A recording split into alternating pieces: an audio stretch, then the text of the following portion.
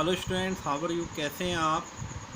मैं आशा करता हूँ आप घर पर बहुत अच्छे होंगे। क्लास 7 की हिंदी की बुक निकाल लीजिए। कौन सा लेसन पढ़ रहे थे? लेसन नंबर 4, हार की जीत।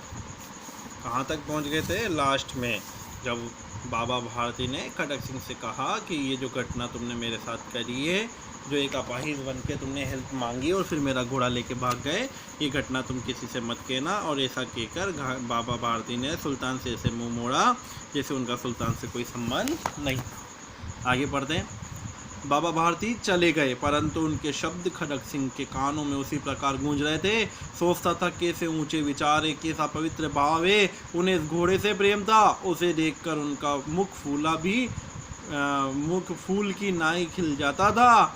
कहते थे कि इसके बिना मैं न रह सकूंगा। इसकी रखवाली में वे कई रात सोए नहीं, भजन भक्ति न कर रखवाली करते रहे, परंतु आज उनके मुख पर दुख की रेखा तक नहीं दिखाई पड़ती है, क्योंकि खड़क सिंह ने उनके साथ एक बेईमानी करी थी। अपाहिज बन के उनके सामने आया था और एक निर्लज बेचारे को देखते हुए बाबा भारती ने उसके हेल्प करी थी, सहायता करी थी, जिसका उसने उनको फल क्या दिया? धोखा दिया और घोड़ा लेके भाग गया। और जब बाबा ने उनसे ये बातें कही तो खड़क सिंह उसके बारे में सोचता रहा। सोचा कैसे ऊंचे विचारे, कैसे पवित्र साधु हैं, कितना प्रेम था घोड़े से। और घोड़े को देखते ही उनका मुख जो है, मुँह है फूल के भांति, जैसे सुबह सुबह फूल खिल जाता है, उनका मुंह खिल जाता था। और बाबा कहते थे कि मैं उनके बिना नहीं रह पाऊँगा, घोड़े के बिना नहीं रह पाऊँगा। वे रात भर उसकी रखवाली करते थे, भक्ति भी कम करते थे, लेकिन घोड़े को ज़्यादा प्रेम करते थे। और आज उनके मुख पर दुख की रेखा तक नहीं दिखाई पड़ती थी। उन्हें केवल ये ख्याल था कि कहीं लोग दीन दुखियों पर विश्वास करना न छोड़ दें।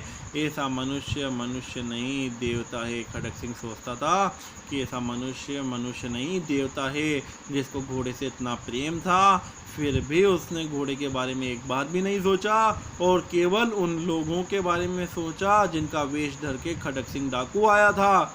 अगर ये घटना लोगों ने सुनी तो लोग अपाहिज और दीन दुखियों पर क्या भरोसा करना बंद कर देंगे। और बाबा ऐसा नहीं चाहते थे। बाबा चाहते थे कि कभी कोई गरीब की सहायता करने से पीछे कोई ना हटे। रात्रि के अंधकार में खड़क सिंह बाबा भारती के मंदिर पहुंचा। रात का समय था और खड़क सिंह डाकू बाबा भारती के मंदिर में पहुंचा। चारों ओर सन्नाटा था, आकाश में तारे टिमटिमा रहे थे। थोड़ी दूर पर गांव के कुत्ते भौंक रहे थे। मंदिर के अंदर कोई शब्द सुनाई न देता था, मतलब सब तरफ सन्नाटा था, चारों ओर सन्नाटा था। आकाश में तारे टिमटिमा रहे थे, यानी आकाश में कोई बादल थे नहीं, तारे साफ दिखाई दे रहे थे। कुत्ते थोड़ी दूर पर भौंक रहे थे। मंदिर के अंदर कोई शब्द सुनाई न देता था। अंदर कुछ भी शब्द नहीं था, क्योंकि जो घोड़ा था वो घोड़ा तो खड़क सिंह ले गया था। खड़क सिंह सुल्तान की बाग पकड़े हुए था, वो घोड़ा लिए हुए खड़क सिंह वहाँ आया था। वह धीरे धीरे अस्तबल के फाटक पर पहुँचा। अस्तबल यानी जहाँ घोड़ा रखा जाता है, वहाँ उसके फाटक पर पहुँचा। फाटक खुला पड़ा था। फाटक खुला ही पड़ा रहेगा कि घोड़ा तो उसके पास ही था। किसी समय वहाँ बाबा भारती स्वयं लाठी लेकर पहरा देते थे, परंतु आज उन्हें किसी चोरी, किसी डाके का भय न था, क्योंकि पहले खड़क सिंह ने उनको धमकी दी थी। इसलिए बाबा भारती क्या करते थे? रात भर लाठी लेके अस्तबल के बाहर सुल्तान यानी घोड़े की रक्षा करते थे। लेकिन उस दिन, जिस दिन खड़क सिंह घोड़े को लेकर पहुंचा, तो वहाँ ना तो कोई बाबा भारती लाठी लेके खड़े थे, न उन्हें कोई चोरी का भय था, न डाके का भय था। खड़क सिंह ने आगे बढ़कर सुल्तान को उनके स्थान पर बांध दिया और बाहर निकलकर सावधानी से फाटक बंद कर दिया। खड़क सिंह ने क्या करा? वापस घोड़ा अस्तबल में जहाँ खड़ा रहता था वहीं खड़ा करके बांध दिया और फिर चुपचाप धीरे से सावधानी से बाहर निकल के फाटक बंद कर दिया। इस समय उसकी आंखों में नेकी के आंसू थे और डाकू के यानी उस खड़क सिंह की आंखों में नेकी यानी ईमानदारी के आंसू थे। रात्रि का तीसरा पहर बीत चुका था। रात्रि का पहला पहर शुरू होता है 6 से 9 बजे, दूसरा पहर शुरू होता है 9 से 12 बजे और तीसरा पहर होता है 12 से 3 बजे। तो रात्रि का तीसरा पहर बीत चुका था, यानी लगभग रात के 3 ख़त्म हो चुके थे।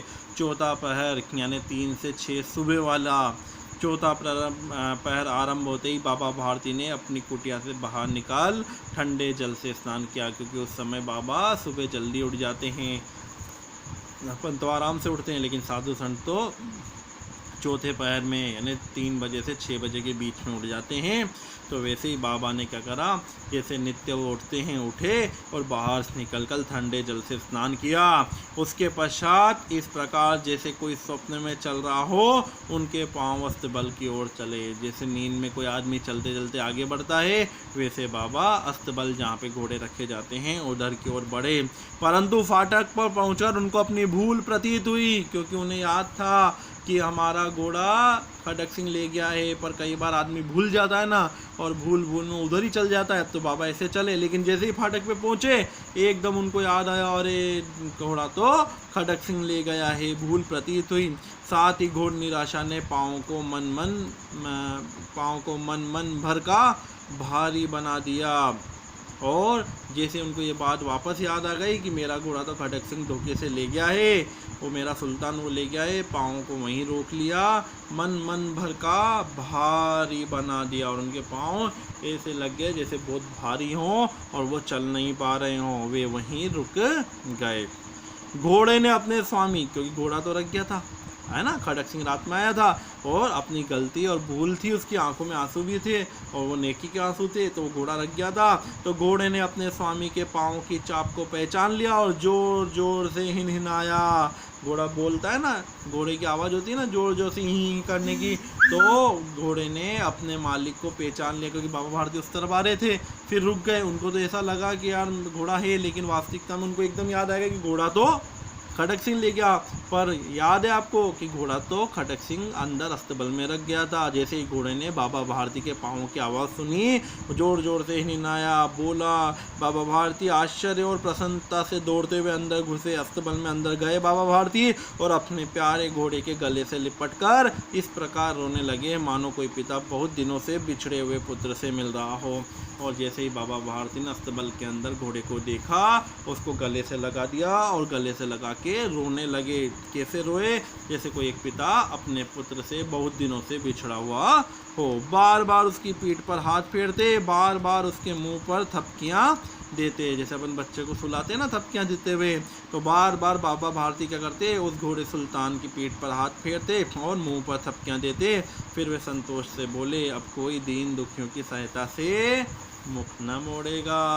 फिर बाबा भारती ने एंड में क्या बोला, अब कोई भी दीन दुखी और अपाहिजों की सहायता से मुख ना मोड़ेगा, क्योंकि डाकू खड़क सिंह को अपनी गलती का एहसास हो चुका था और उसने जो किया उसको पता लग चुका था कि ये कार्य मैंने गलत किया है, मेरी वजह से संपूर्ण मानव जाति का नुकसान होगा। कोई भी दीन दुखी और अपाहिज गरीब व्यक्ति पर भरोसा नहीं करेगा, क्योंकि मैंने अपाहिज और दीन दुखी बनकर ही बाबा से घोड़ा चुराया है। तो खड़क सिंह को भी ये बात समझ में आ गई थी। तो इस कहानी से आपको भी क्या समझ में आया?